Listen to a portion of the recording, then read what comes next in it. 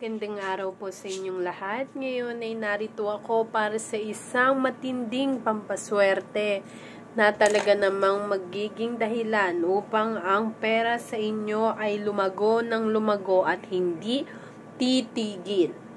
Ito po, ang spell na ito ay napakadali lamang at ito po ay na-share ko na, ngunit hindi ganoon karami ang nakakaalam nito.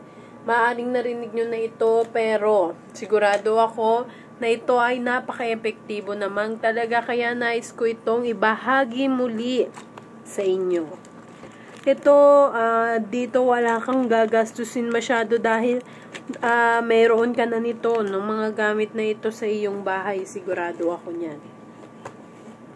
Unang-una ay kakailanganin mo ng isang pulang tela, kahit pinagluma ang damit, gupitin mo na lamang. Kaya nito, pulang tela, pinagluma ang damit. Panali, kahit anong panali para sa ating tela. At kakailanganin mo rin ng ilang dahon ng laurel. 3 o di kaya naman ay 4. Ngunit ito ay mayroon na mga ko ditong 3. 3 na dahon ng laurel. Ayos lamang kahit hindi siya buo.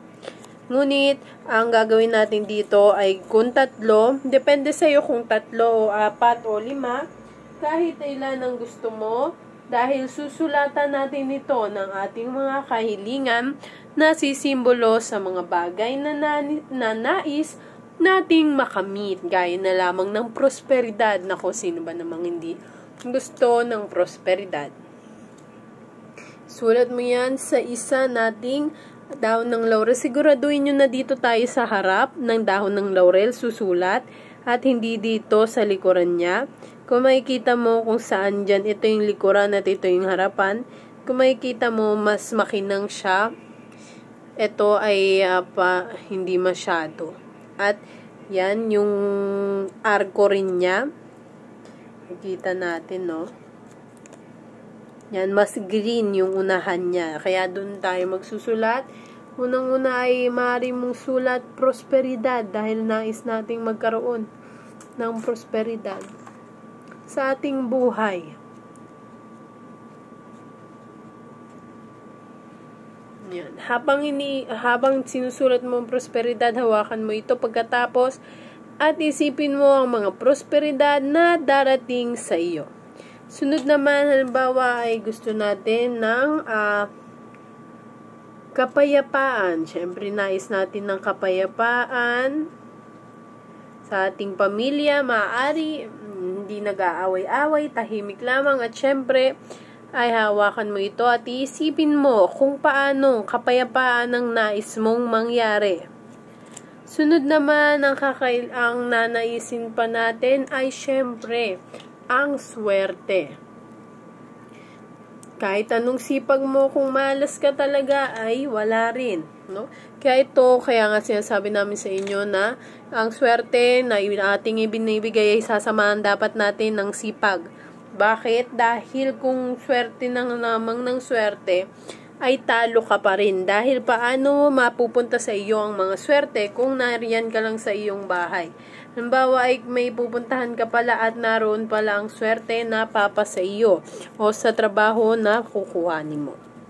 Ngayon ay ilalagay mo ito sa loob ng ating pulang tela. Ilalagay mo ito sa loob ng ating pulang tela at itatali natin ito. Ikukulong natin ang ating dahon ng laurel dito.